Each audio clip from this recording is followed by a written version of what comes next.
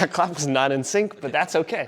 We're gonna roll with it anyways. Happy Wednesday. Hope you guys are feeling a little bit recovered from Murph on Monday if you did it. So today we're gonna go through a 14-minute AMRAP, so everybody's gonna be working for the same amount of time. We're gonna get as many reps as possible in that 14-minute window. 30 double unders, 10 dumbbell overhead squats.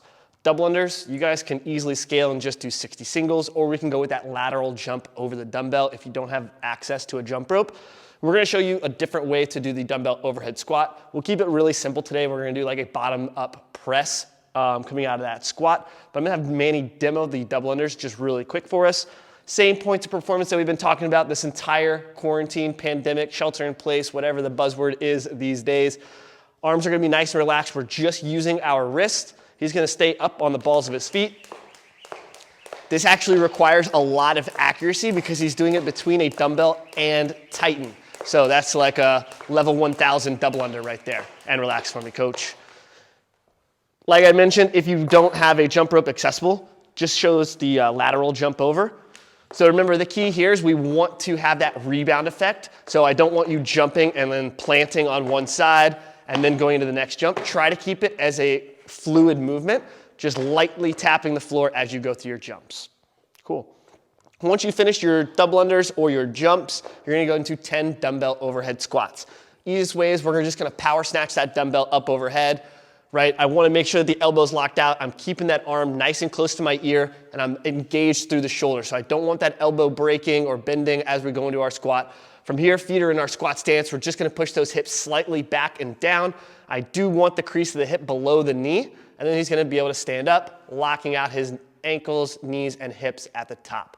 For a lot of us, it's gonna be heavily dependent on our T-spine mobility that's gonna kind of not allow us to get into a good bottom position. That dumbbell's gonna start to kind of go forward, or maybe we'll start breaking at the elbow. Can you show us a couple reps a little forward maybe?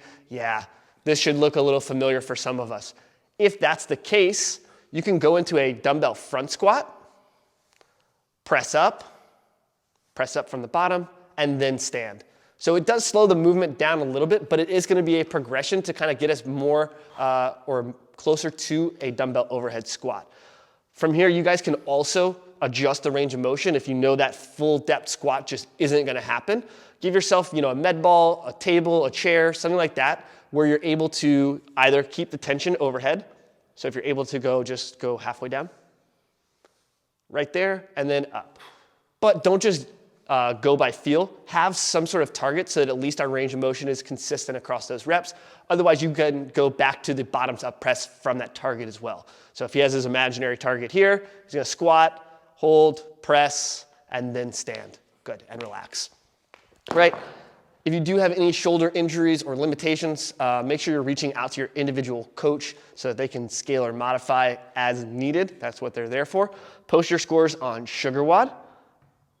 And you guys are going to alternate those dumbbell overhead squats by rounds. That's what Manny's writing on the board. I forgot to mention that as well. So look forward to seeing some of your scores on SugarWOD, and we'll see you guys tomorrow.